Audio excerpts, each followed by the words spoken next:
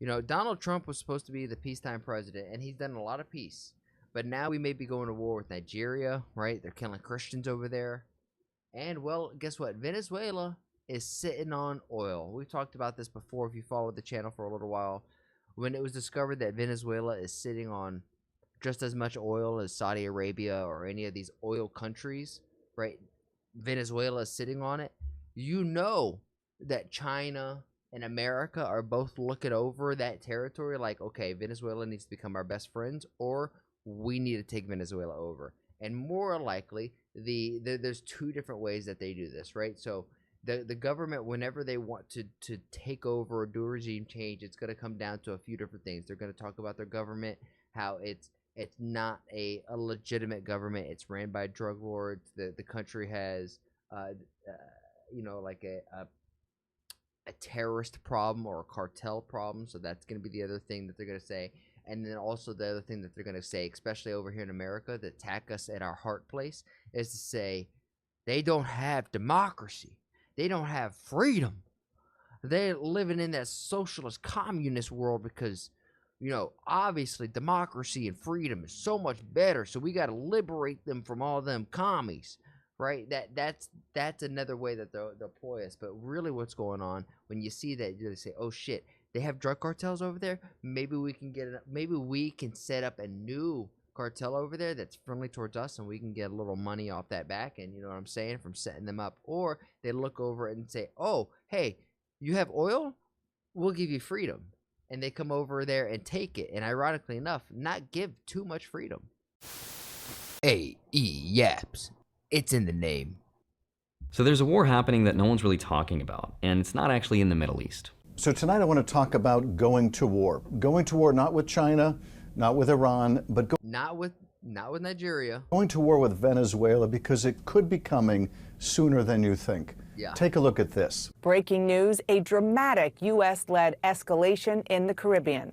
What the Navy calls the largest warship ever built, along with fighter jets, heading to the waters off Latin America. So for a few months now, the U.S. has been working on something that kind of looks a lot like a regime change in Venezuela.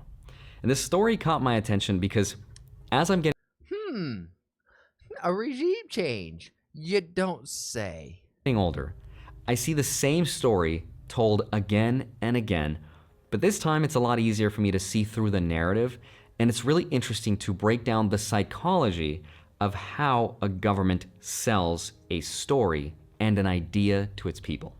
So why is the US so interested in Venezuela? Why is it happening right now? Let me explain. Because Venezuela has oil and drugs. That's America's two favorite things. The only other thing that they can have over there is guns. And then America would be like, yo, Venezuela, you're basically America. The news tells us it's about democracy. It's about human rights, the war on drugs. The Maduro regime is not the legitimate government of Venezuela. It is a narco-terror cartel. Nicolas Maduro. I swear to God, I did not pre-watch this video, but I am 100 for 100 right now. I am an indicted drug trafficker. I announced $50 million reward for his capture. Oh, did you, Pam? But there is another story. The story is about oil and power and the war to stop China and Russia from getting control over the idea of what money will be in the future. Okay, I forgot about Russia, right? But I called China. And Venezuela is a very important part of this story. Venezuela happens to be a country with the biggest oil reserves on Earth, even more than Saudi Arabia. But going to war is very unpopular, so how do you sell the idea of war to people? And there's a couple different ways that the government does this. For example, if the drug war narrative doesn't convince you because you're like, I don't really care about that, then maybe an economic angle will resonate better. We're doing it to fight the socialists because capitalism's clearly better, right? But if that doesn't work, maybe appealing to your patriotism and your values will. We're fighting for democracy, protecting freedom, stopping human rights abuses, right? There's always some moral angle to sell an unpopular idea so that we can step in and fix all the wrongs in this world. This time it's not Iraq, it's not Libya, it's Venezuela, which again is a country that happens to be sitting on more oil than anyone else on Earth.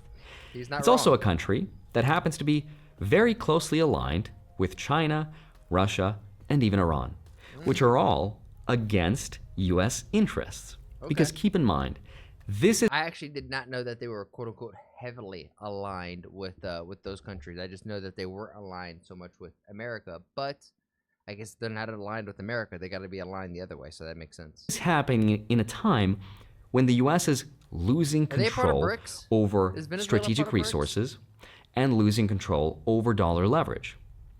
Every barrel of oil that goes to China, every shipment that bypasses the dollar, effectively weakens the influence of the United States.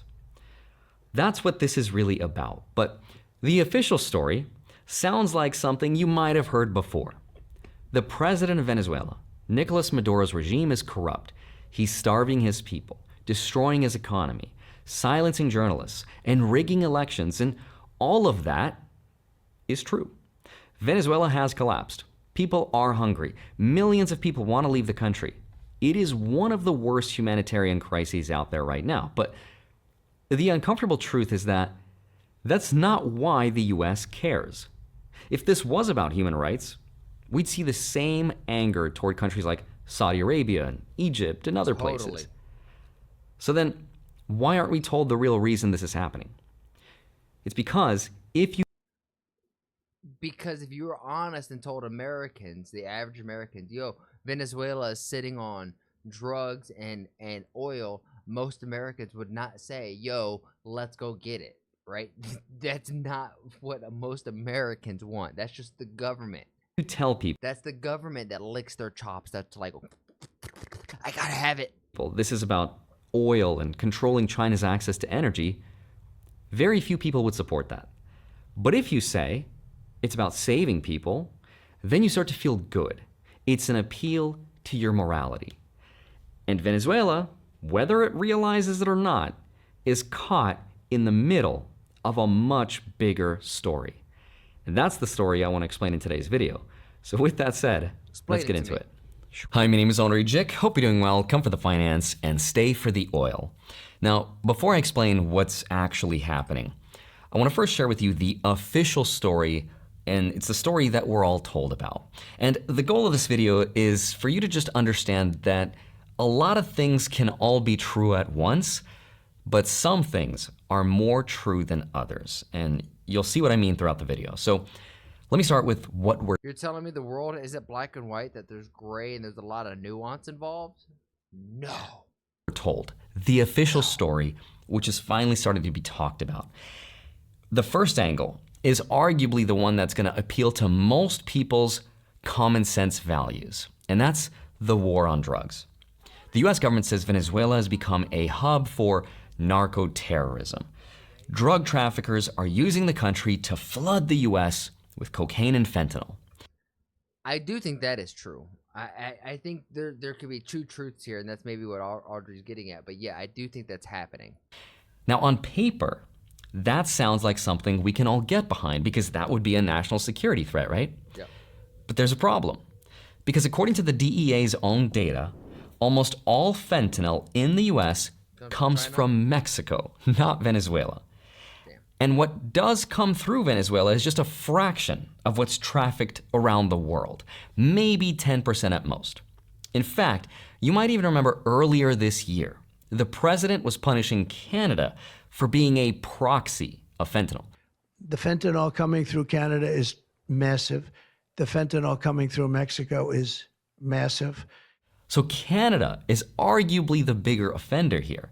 Yeah, but they're a proxy, right? So I'm thinking what Trump is getting at is by saying that is like Venezuela is the hub of it, and Venezuela is shipping all of these out to Mexico, to Canada, to all over to get it into the country. Not directly from Venezuela directly into the country, because that just puts a nice clean line to it. If you're a smart, villain, you're a smart drug dealer, you're a smart thing, you're going to try to make the line back to you as messy and as obscure as possible. And they're trying to create a whole bunch of different ways, and if you pull the thread, it just goes to nothing, right? So I disagree on this aspect. I think it's not so clear cut. But we're told that Venezuela is the new Colombia, right? And why is that? it's because of the way it's framed. Because if you call something a drug problem, then that's a small law enforcement issue. But if you call it narco-terrorism, then that's a pretense for a war. Oh, yeah. And once you declare a war, Oh, that's bad. you do not need approval from Congress. You don't need evidence. You can just go to war. On Inauguration Day, President Trump signed an executive order paving the way to label drug cartels as foreign terrorist organizations. So it's very important that the first step of any story like this one is that you have to reclassify the threat to a group of terrorists, not criminals, because that gives the US legal and political cover to launch operations in Venezuela and even allow drone strikes, which the US has also been doing. So step one, always the same. Create a boogeyman, call it a threat, and get the public to support the idea that this is the about American morality. playbook. It's the right thing to do, right? Okay, but maybe some of us don't really care all that much about the drug problem because it doesn't really personally affect us, so who cares? And that's why there's another narrative that we're told about, and that's the narrative of socialism. This is the part of the story that says Venezuela is living proof that socialism could never work. The country collapsed because of corruption and bad planning and government control, and that is true. Venezuela has been through one of the worst economies in modern history. Their hyperinflation has destroyed anyone who's trying to save money. Their currency has become worthless. Millions of people have left the country, and yes, that happened under a corrupt socialist government. But here's the part I think less people know about. Because while it is true that socialism and corruption played a role in it, it is also true that the US never really wanted Venezuela to succeed because sanctions made by the US made everything a lot worse. Over the years, the US has imposed more than 150 separate sanctions on Venezuela. Holy shit. It did things like block its ability to trade with other countries. The US did not want it to sell oil, and it did not want it to access global markets. By 2020, Venezuela's GDP went down by about 30%, which is pretty much catastrophic. Now, while all of that was happening, the media was also showing us videos of empty grocery shelves and starving families as proof that socialism has failed and they need to be rescued. But it's also left out that those same families couldn't import food or medicine because US restrictions were there. So yes, it is true the Venezuelan government created their own crisis, but the sanctions made sure that they didn't have the tools to recover. But it didn't really matter, right? Because the story was so effective. Because I think it fits perfectly into the story that most Americans kind of already believe, which is capitalism is freedom and that countries that reject our system are sort of destined to fail. It's a really powerful psychological technique that has been basically ingrained in the American DNA at this point, right? Like that is true. Reinforces that we were right all along. So when I hear politicians say, we got to help Venezuela, it's sort of self-servingly a way of saying, we got to save them from themselves. Again, it reinforces this idea that there's only one model left standing that could ever work, which is, of course, our own. Now, let's say you're like, okay, I don't really care, though, about any of this, not the economics, not about the drugs part. None of that really concerns me. Well, that's fine, because there's a third narrative that's going to convince anyone who's left. And here's the third narrative. This is the one that's arguably the most powerful of all because it is the simplest.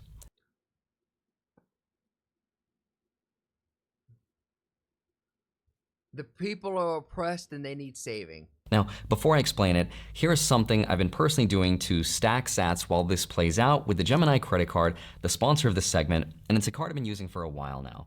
All opinions are my own, and they were not influenced by Gemini. I use it like any other regular credit card for gas, groceries, and travel, but I earn Bitcoin every time I use it. It has no annual fee, and you can see the rates and fees in the description down below for more info. Actually, where you get up to 4% back in over 50 cryptocurrencies instantly, and you can choose which one you want. Personally, I have mine set to Bitcoin, but that's 4% on gas, transit, and rideshare, 3% on dining, 2% on groceries, and 1% for everything else. It's a MasterCard World Elite. I've used it internationally with no problems, and every time I use it, it adds Bitcoin to my portfolio. The best part is you're investing as you spend. In fact, according to Gemini, card holders who earned and held their Bitcoin for 1 year saw an average appreciation of 279%. Insane. Those are not your typical credit card points. So if you're interested, click the link in the description down below or go to gemini.com/Andre to get $200 in Bitcoin when you spend $3,000 in your first 90 days. Thank you, Gemini, for sponsoring this segment. And now let's get back to it. So here is the most powerful narrative of the three. It's the one that appeals to your morality and values, not just as an American, but as a human being. Yeah. The value of freedom and democracy. This is the part of the story that says Venezuela is not just a failed economy, it's a dictatorship, and we need to fight for democracy. We need to stand up for people's freedom and their right to vote and their right to live without oppression. It's the kind of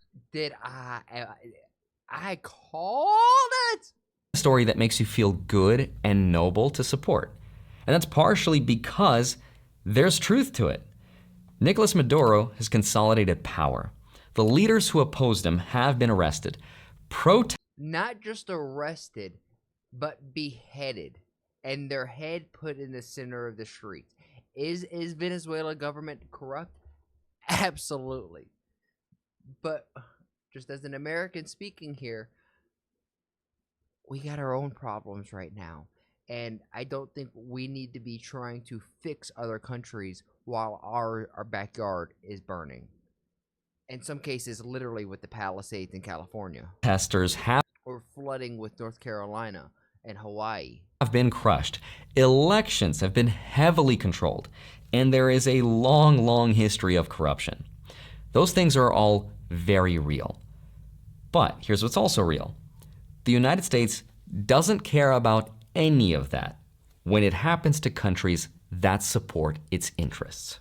Saudi Arabia, Egypt, Qatar, none of those are democracies, but they are allies. We don't call them dictatorships. We just call them partners. It's very selective in how it goes about it. It's about who's allowed to have power. Fuck, that's accurate. And who's allowed to sell their oil and to whom. Because when a country like Venezuela teams up with countries like China or Russia, then all of a sudden, their elections start to become really important for some reason. All of a sudden, human rights become a priority, and there's an urgency to fix the problem. It's the same pattern we've seen again and again. Iraq, Libya, Afghanistan, even Syria. And I remember noticing this first back in like 2008. The more victories you amass, the easier the next victory becomes. The first victory in also another dictator, right? Like, how long has this guy been the fucking president? Afghanistan makes a second victory in Iraq that much easier. The second victory in Iraq will make the third victory that much easier too. Now looking back at it, it's so obvious how the same story just keeps repeating. Yeah. The invasion of Iraq, for example, was sold to us partially under the guise of freedom and democracy. Libya, same thing. Yeah. It was about protecting people from Gaddafi, but it turned into another power vacuum. Then Syria, Afghanistan, which was supposed to end terrorism and rebuild democracy. Every one of these instead, it propped up terrorism and in fact made it like a global enterprise. Conflicts started with the same premise, doing the right moral thing. And every time, the result's always the same. Instability and another country left in ruins, more immigration and refugees coming to the US to seek asylum. So the point is, to sell a story to as many people as possible, there have to be multiple appeals to value in order to convince someone that going to war is a good idea. So then the question is, if all of those narratives are what they want us to think, what's the real reason then? And the real reason is the same thing I've been mentioning in all my videos. It's about getting control over resources, holding on to influence, and keeping oil out of China's hands, and sort of reminding the rest of the world, even if the US can't control everything anymore, it can still punish those who step out of line. So let me explain what I mean by this, because it's both complex and very, very simple. And here's the simple explanation. How about we're buying oil from Venezuela? When I left, Venezuela was ready to collapse. We would have taken it over. We would have gotten all that oil. It would have been right next door. Obviously, it's always been about oil, but it's also something bigger. It's about influence over the world. It's control of who gets to decide the price of oil and the price and the strength of a currency, and eventually the balance of world power. Now, Venezuela, again, sits on the biggest proven oil reserves in the world, roughly 300 billion barrels, more than Saudi Arabia, more than Iran, more than anyone. Insane. And that's what makes it so valuable and so important. For decades, the US has relied on this cheap energy and the dominance of the US dollar to settle these oil transactions. And it helped reinforce that system. That's where the term petrodollar comes from. Yeah. Every barrel traded through this petrodollar system has strengthened America's position. But over the last few years, I think we've seen the acceleration of this sort of crack. China and Russia, for example, have been building their own network and teaming up so that they could bypass the dollar. That's why we keep hearing about de-dollarization and BRICS expansion. And while all of this is happening, the US was sanctioning Venezuelan oil. So China was like, hey, we'll help you out, right? We'll lend you the money. China becomes Venezuela. I think Bitcoin specifically, and this is, you know, people who are in crypto would disagree with my analogy here, but for the sake of this video, I think Bitcoin is the new oil, and America sees that, and that's why, or Trump sees that, and that's why he wants America to be the #1 crypto capital of the world, because eventually crypto is going to be the new financial system. It's going to be, everything is going to be on the blockchain. We're going to a more digital society, right? So I think America, the government, and other governments around the world are seeing this too, and are trying to accumulate as much of it as possible, because that's going to, I don't want to say be the world reserve currency, but it's kind of shaping up that way to be in 20 to 30 years. It'll be very interesting to see where Bitcoin is at. I think it'll be much higher. Will it have its ups and downs on the way there? Yes, but I think it's gonna go, you know, up and to the right. Venezuela's biggest creditor. So far, it has lent at least $60 billion to keep its economy alive, at least that we know of publicly. And in return, China got long-term access to that oil. So every barrel Venezuela has strengthens China's energy security. It weakens US leverage. That's why when the two presidents met recently, Xi didn't even look like he needed or wanted to be there. That's a position of power. That's a problem. It's not necessarily that Venezuela is corrupt or its economy is bad or that they mistreat their people, regardless if those things are true or not. When you combine that with what's happening around the world, with Saudi Arabia joining BRICS and Russia weaponizing its energy exports and China making oil deals in yuan backed by gold, the US is sort of watching its influence in the world slowly disappear. That's really scary for a country whose global power has been built on the ability to control the flow of that energy and the value of money. Now, I did say, though, at the start of this part that the real answer was both complicated and very, very simple. So that was the simple explanation. But I also think there's a slightly more complicated, nuanced answer for why all of this is sort of happening. A Israel hacia una autodestrucción. Y además está escalando los niveles de violencia. It does feel like we're building up to a global conflict. Estados Unidos y le rindieron pleitesía. I hope it does not happen. Toda la élite estadounidense. Toda. Hasta los que lo criticaban. Hasta los que dijeron que no lo iban a ver. Lo tuvieron que ver.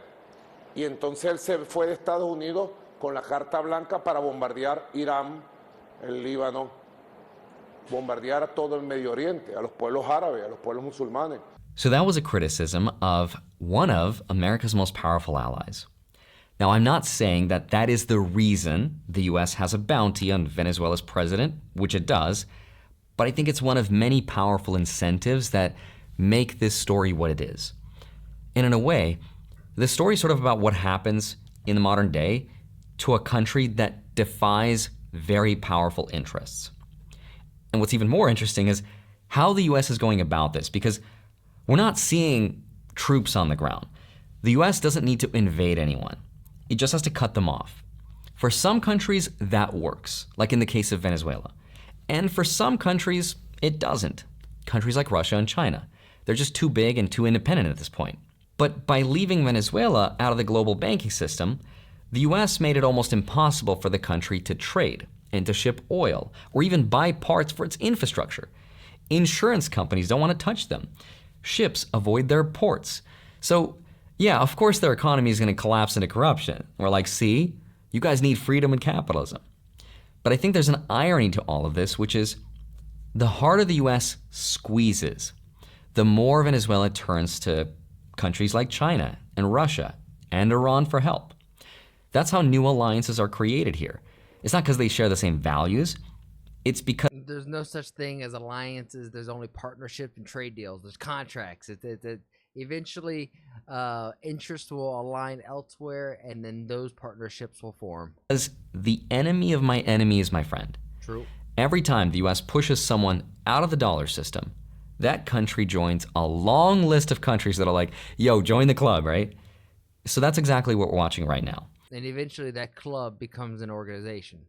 It's the creation of a new energy/monetary system that runs without the US in the middle of it. Saudi Arabia is joining BRICS. China signing oil deals in yuan backed by gold now. Russia's trading energy through its own payment networks. Venezuela is sort of helping energize that system by shipping oil to China outside the dollar. All of it, over time, I think, contributes to this chart, the slow erosion of US dollar leverage. And once you lose control of that, you lose control of everything. And every time something like this happens, the story is always... If it falls, or when it falls under 50%, that is a very bad sign. kind of the same, right? It becomes an appeal to your moral values, whatever they may be, to justify a conflict that resets this game. Now, if you made it this far, here's my personal thoughts. I understand that it's really easy for me to be an armchair critic of geopolitics. I can't even begin to understand what it takes to run a country, let alone a superpower. Absolutely. Being a leader is hard, and making those decisions is very hard. And as a completely irrelevant creator that's not even in the top 500 on a particular social media platform, I'm not here to tell you whether any of this is good or bad. That's way beyond my pay grade. Humbling. But if I had to guess, I think we're going to see more and more of these types of conflicts. Whether or not we declare them as a war or not, I think we'll see more of them.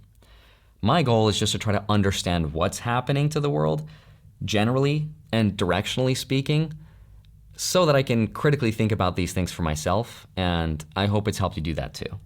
I had to learn how to operate and maneuver in this crazy world that we call life, right? Let's see what some of these comments have to say. Didn't watch it yet. It's oil, isn't it? See, Americans, we've had this play done on us for so many times, for so long. Feels like in a row that we're just like, oh, it's oil? Oh, we must be given freedom, huh? The never-ending soil of taking gold and oil. Most people outside the U.S. are aware of things, but I'm surprised the common folks in America don't even be informed about these issues. I think we're becoming more aware than people think. I'm just the average American, right? I'm a degenerate online, I will say that. But I'm just an average American, right? I don't think I'm the smartest. I don't think I'm the dumbest. I think I'm pretty much right in the middle. And I'm seeing this as clear as day. I mean, it is just, it basically is just that picture, and I'm seeing it. In a video game, I understand the mission, and we understand the objectives, and it's just like, okay, do we really have to do this one? Could we just skip? Could we abandon the mission? Hold X, abandon mission? Just be honest. We might invade Venezuela for their oil as a distraction for our internal conflict between the wealthy and the poor, aka avoid civil wars. All right. Honestly, that's, yeah, you could take, instead of having our built up anger and frustration being taken out on each other, let's take it out on another country. Sure. I mean, let's see what are the replies. And soon to be released Epstein files. Yeah, right. This is how empires get overextended. External conflicts used to quell internal conflicts, which further runs of debt inequality and eternal conflict until it's gone.